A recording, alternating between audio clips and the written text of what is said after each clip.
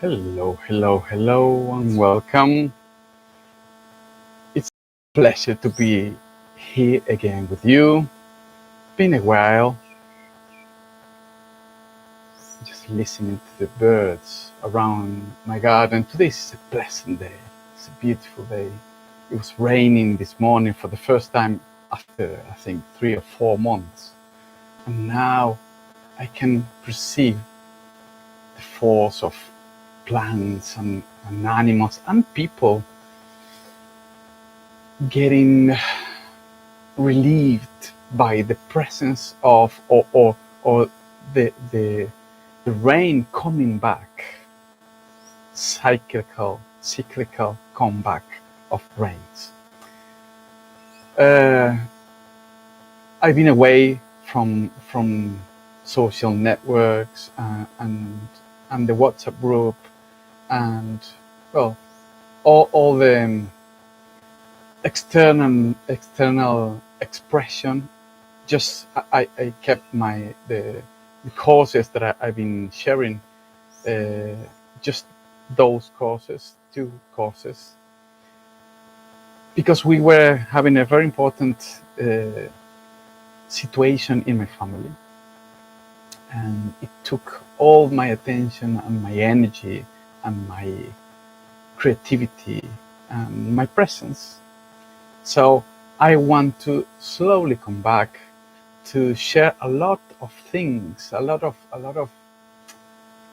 experiences that we were having in the last 4 or 5 months, um, especially in the subject of this encounter.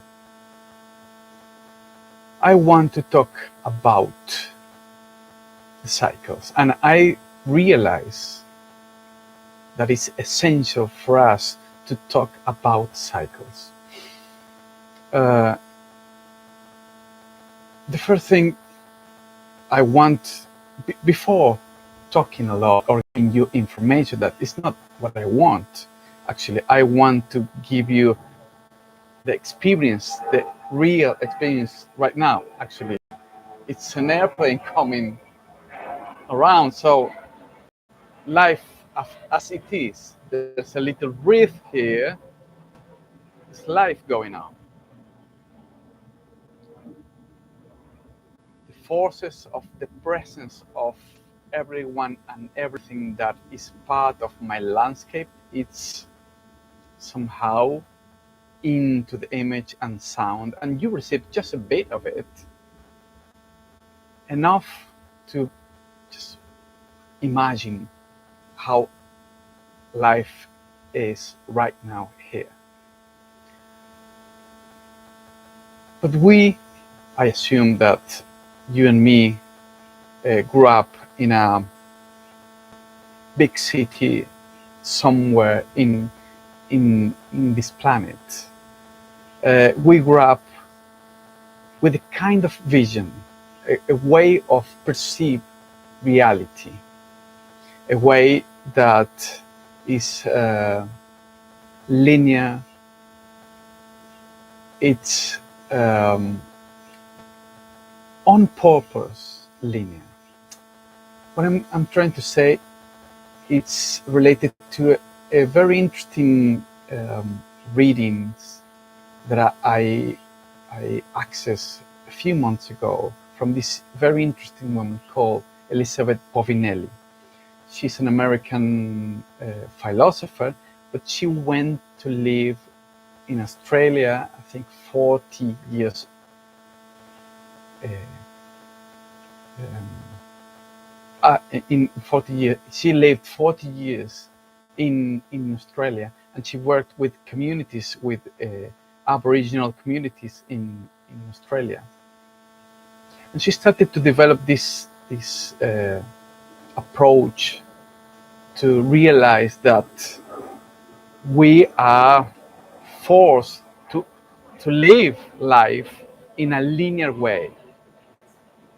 She expressed the way we engage with reality in a very interesting way, in relationship with the catastrophic approach of the end of the days.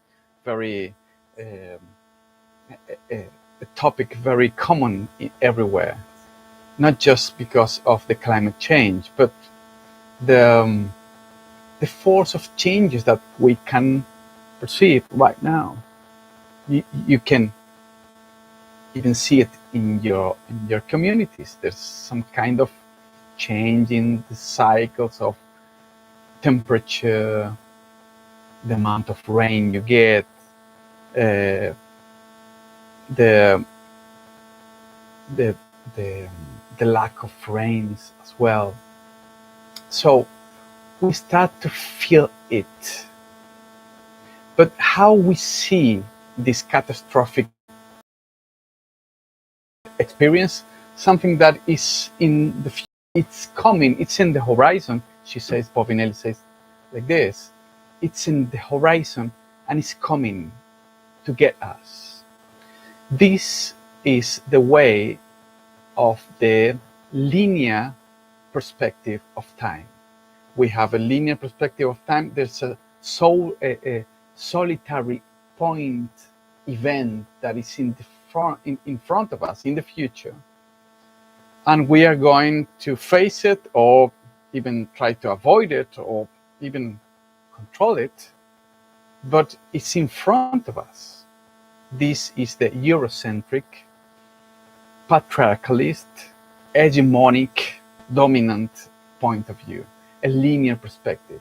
And we're gonna talk about this in a bit more, because it's important to understand why is this and how this shape the way we see reality. In the ancestral communities, and I've been in touch with many ancestral communities, not just in Peru, as you maybe know it, but in here in Brazil and in Bolivia, in Argentina. The people that live and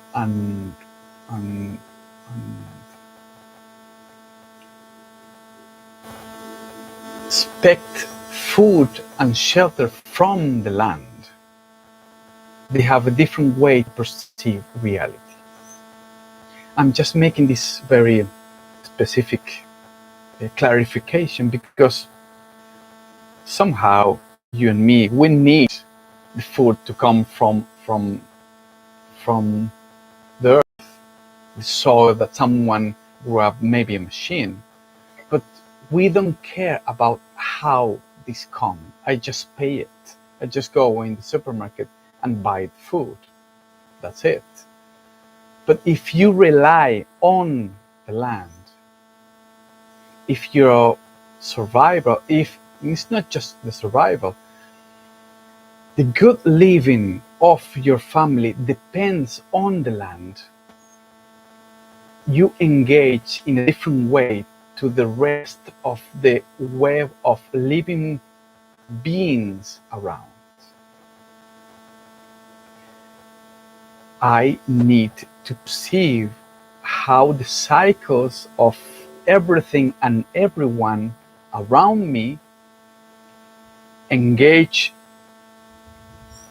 each other, connect each other, function each other to maintain a good life. And not just that, I need to engage myself into these cycles. Then, when they see a catastrophic event in the future, they see it in a cyclical way. That is going to happen comes from the past. It's not about the future, it's about the past. It's about what we have done or what we have experienced in the past is going to shape the future. There's a connection. There's the whatever is going to happen in the future is rooted in the past.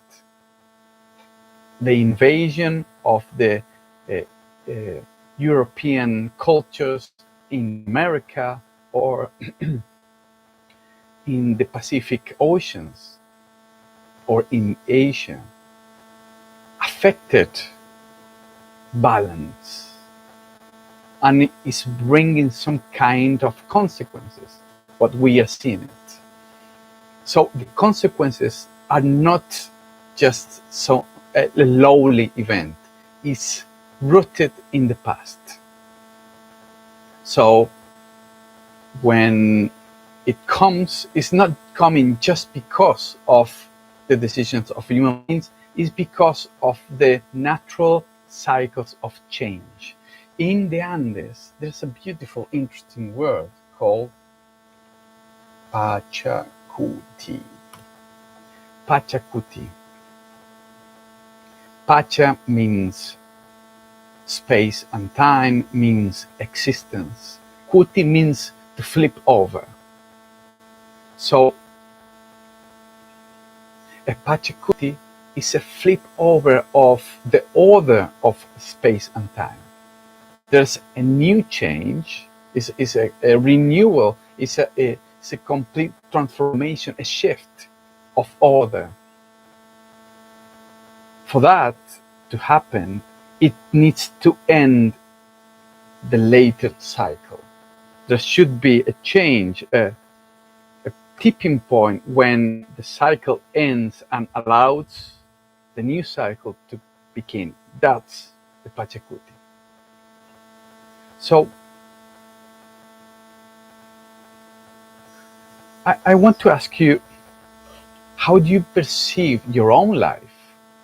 Just think or just feel for a moment. Which perception lives more in your body?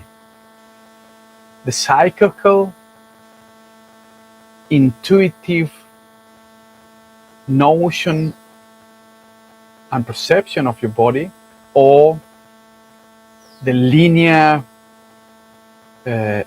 anxious, controlling perspective?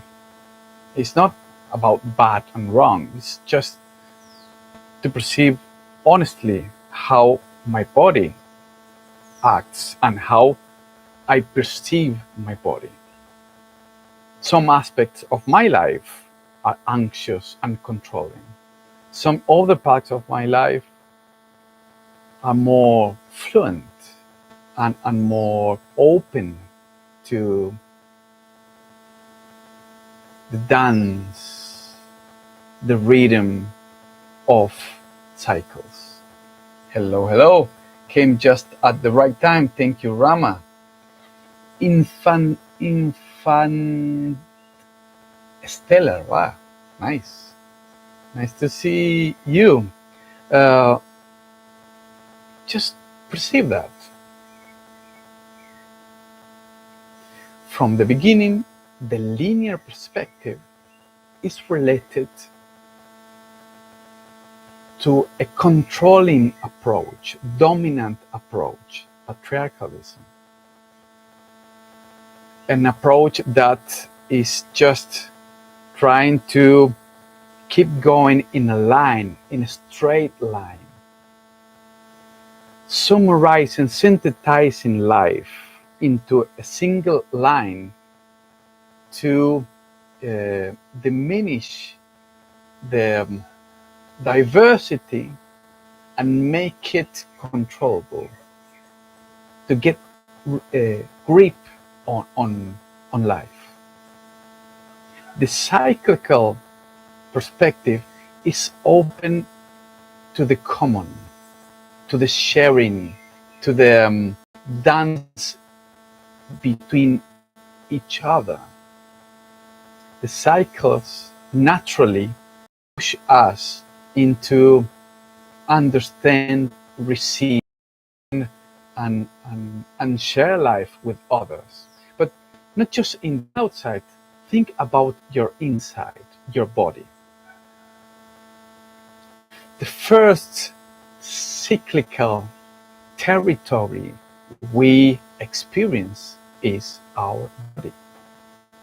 Just from the beginning of our days, from the day we came out from the body of our mother, We are mastering and embracing the forces of cycles. The perception of light and shadows, the perception of and the peaks of energy and the tiredness that push us into bed, hungry and the pleasant feeling of a good food, the heartbeat, pam, pam, pam, pam, pushing blood, relaxing, pushing blood, relaxing, pushing blood, relaxing. Cycles. And the most important cycle of our life, our breath.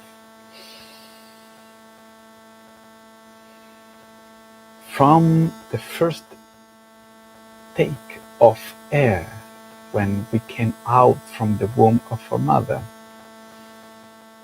this cycle is going on. Restless until the end of our days. So we live embedded in cycles. Our cells have cycles. The blood is cyclical, but not just the biology. Our thoughts are cyclical. Our feelings are cyclical. Our dreams are cyclical. Our relationship could be cyclical. Could be linear as well. We can see it linear as well. We can even diminish the complexity of our body in a linear way, and that make us away of the immense perception of our body. We were born cyclical, and we are ruled and we are guided by cyclical forces. Half of humanity is guided by the menstrual cycle, this flow of life, renewal, potential life and renewal, guided by this immense force, beautiful force, cyclical force that we call moon. It's not just a piece of rock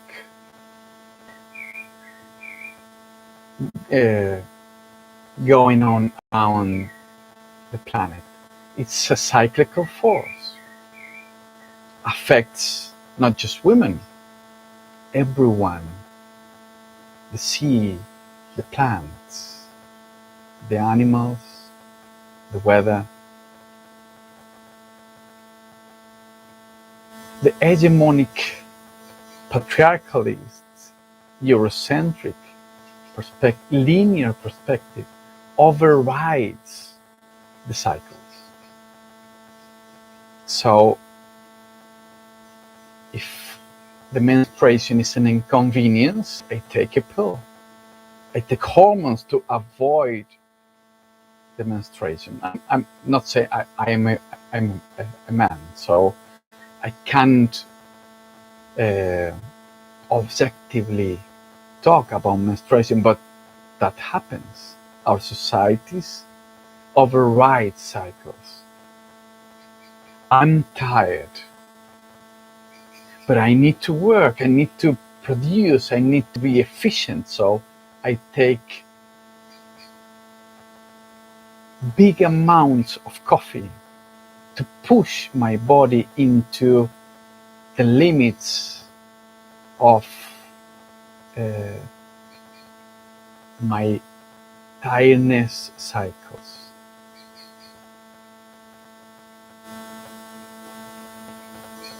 So this linear perspective diminish the importance of the body, and from the body is how we conceive and perceive the cycles. So we break the cycles, and especially we break the limits, because in a linear way, in a controlling way,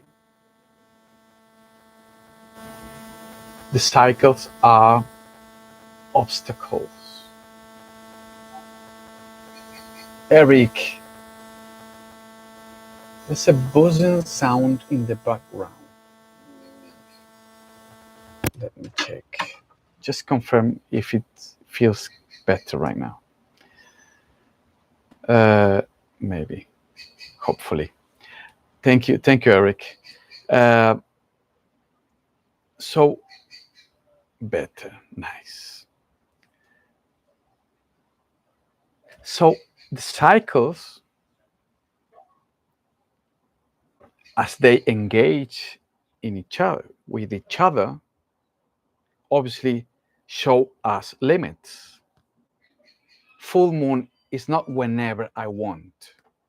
Full moon is when the moon it's as white as snow. There's no way to break that possibility. The bananas grow in a warm weather. There's no way to grow bananas in winter in Canada. But when we have this obsession to override the natural limit, the boundaries that shows cycles, we're starting to get into a position of, as we are right actually now, when we're out of touch, when we are insensitive, when we are individualistic, because the linear perspective is an individualistic perspective. As it synthesizes life, it takes out other protagonists. The only protagonist is me. It's not human being, not just human being, it's me. So the body and the instincts are the guides of the perception of the cycles. How many times we override the rule of our body, like I need to go to the toilet, but I'm pushing into stupid limits because I want to do this, I want to do that. I forget to perceive that. The body, through the instincts, is helping me all the time to engage into the cyclical forces in my landscape. I live in a place where all the time, wherever we live, all the time, the forces of cycles show us the interdependence. There's a peacock singing, and there's another singing there, and there's a bit of a breeze coming from the sea, so it's fresh. I can perceive the sun, so it's late afternoon here. As I open myself, as I come out of myself, I can perceive better how the cycles are going on around me. And at the same time, I perceive my own position in the cycle.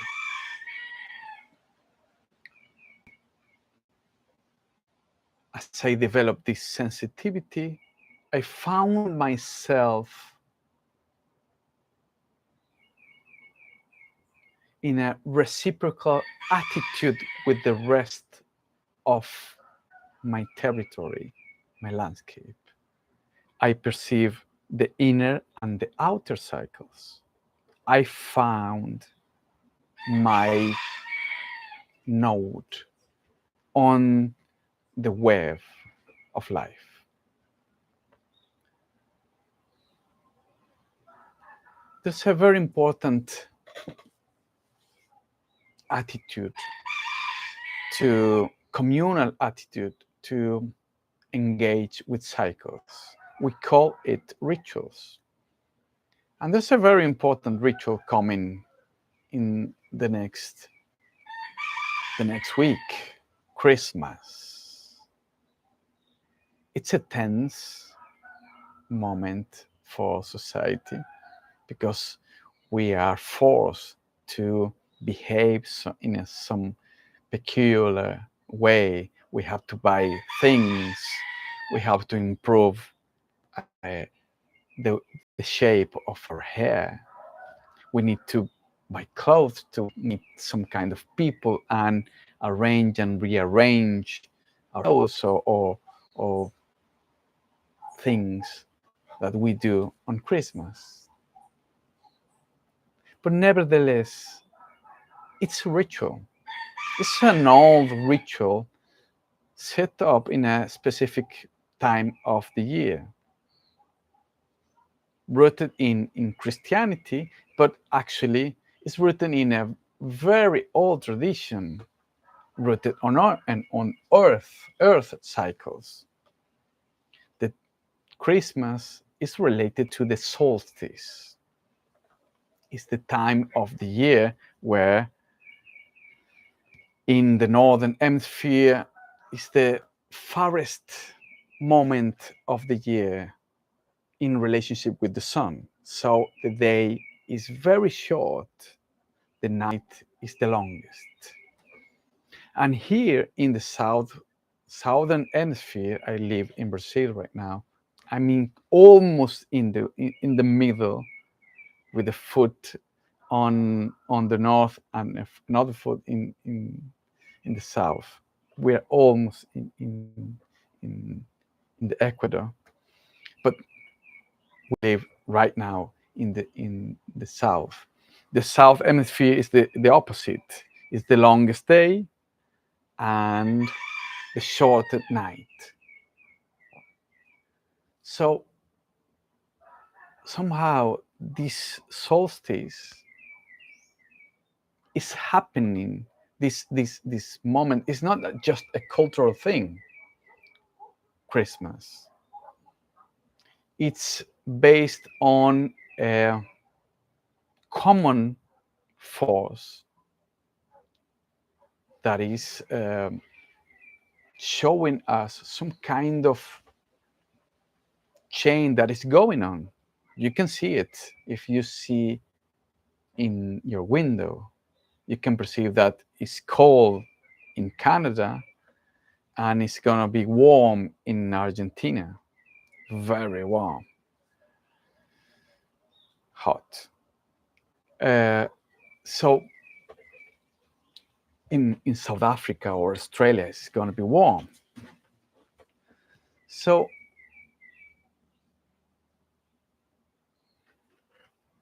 what happens in this Christmas is a ritual, a communal gathering of people to remind in a sacred way that time and space will be out of ordinary, sacred, so we can remember as a reference where we are in time and space, especially time.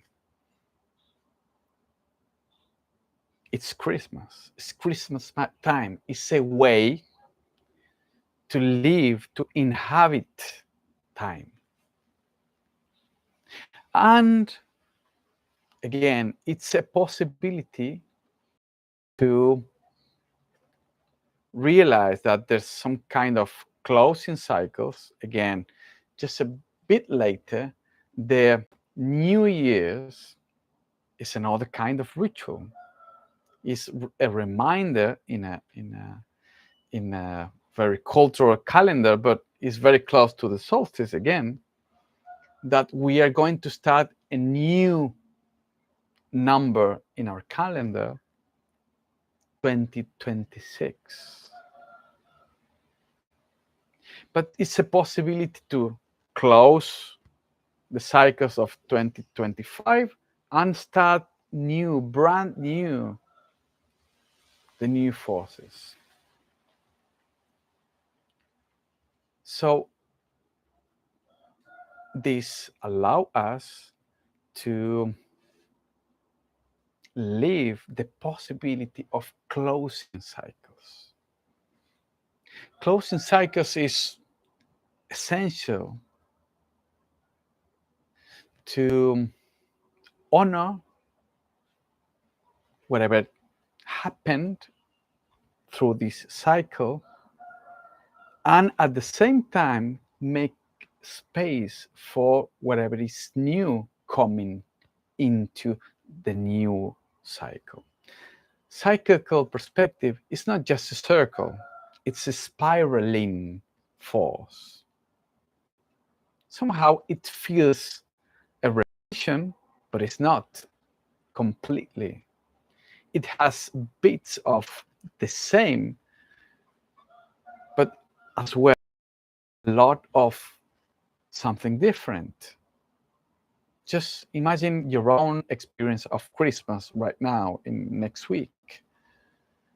Maybe you will meet your family or your friends as you were doing for the past 10, 20 years. So it's something is a repetition, but at the same time, you will meet those same people in a different way. You are changing and people are changing. Maybe you will not engage in the same kind of conversations. You will eat something different. Maybe not. But it's important to realize that the cyclical repetition make us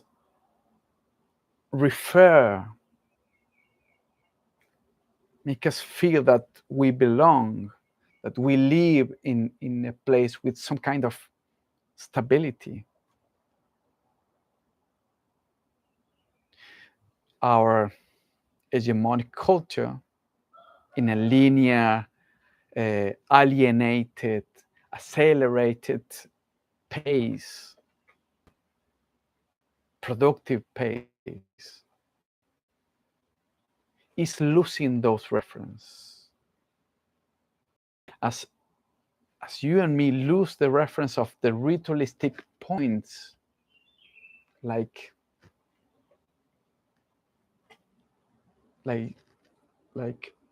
points in the way, like crumbs in the way. If we don't have those, we feel lost. We feel out of time. We feel in an empty present, just that. There's no future, there's no past, just an empty present.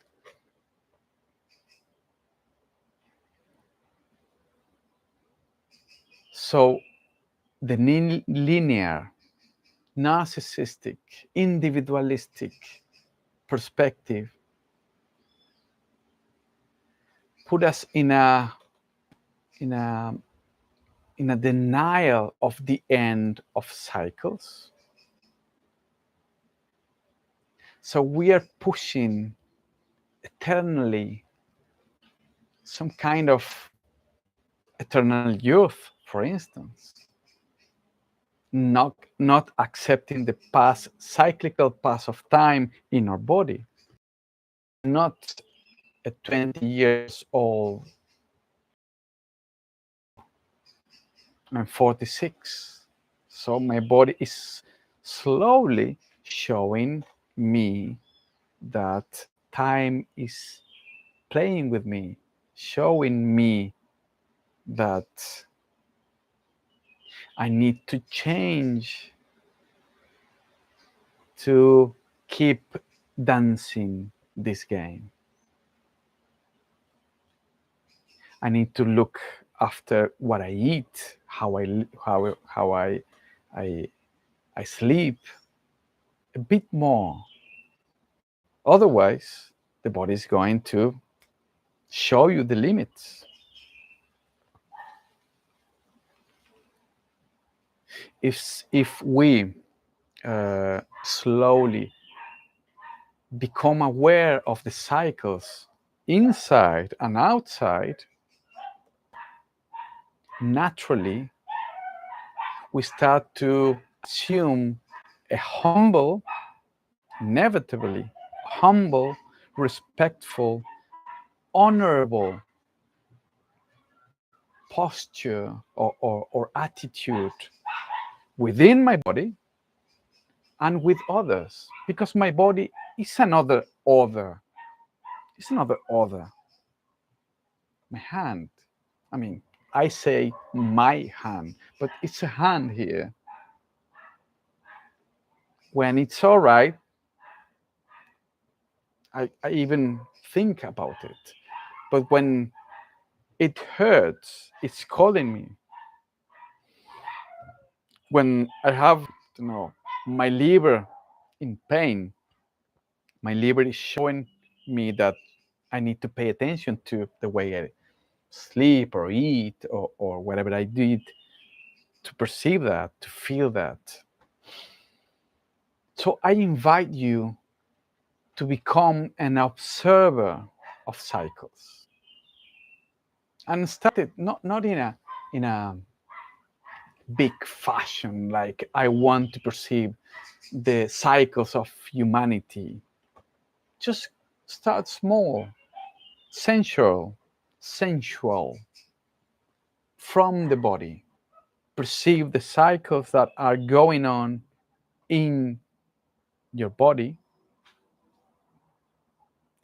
If the way you sleep, the way you eat, the way you play, the way you love, the way you walk, it's dancing with the vast web of life that you live in. The way you breathe, the energy peaks and drops. And then in your relationships, unsolved conversations, dreams that you didn't share or didn't accept the risk to develop. Perceive your landscape, the flowers that changes in your garden, the new leaves of that tree close to your house, or the dull colors of the winter coming in. The cyclical perspective put us in a contemplative, deeper, slower, more humble, more respectful, more communal posture, because it says we are nodes in the vast fabric of life. We're just nodes. We are not in the peak, in the top of the pyramid. We are just another node. If we find that position, maybe we'll make sense on what we do. And if that happens, we will maybe dance better, and maybe we will find better solutions to the conflicts we live in a personal perspective and in a communal perspective. So it's very, very interesting to perceive that the cycles, the little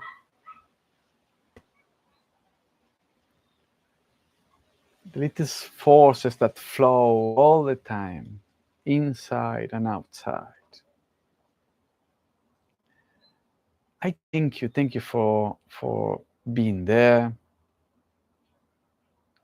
for listening, for being patient to the sounds, the buzzing sounds on the background.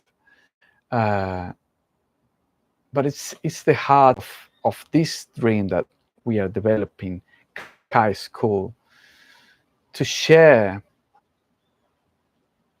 the possibility of shifting the way we perceive life, so we can walk together into the art of the causai, alien causai. I'm going to write it here. Alien, oops, if I can. No, I can't. Don't know why. Alien causai. That means good living.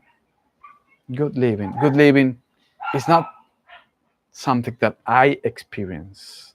Good living is a force that spreads like a resonance, that spreads when the cycles are attuned. The cycles are not breaking each other, fighting each other in battle. The cycles are just playing each other, dancing each other, flowing in the complexity. And finally, I invite you to gather, to honor the sacred solstice, this very special moment of the year. We're going to meet next Saturday and Sunday, 2 days, just for a bit of time.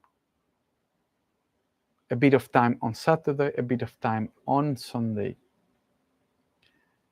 to remind us a ritualistic need of perceive and receive these forces of change that comes out of ourselves.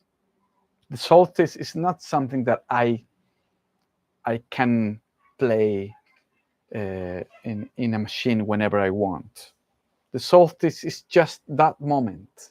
So we're going to honor that, to live that together in this online session, Saturday and Sunday.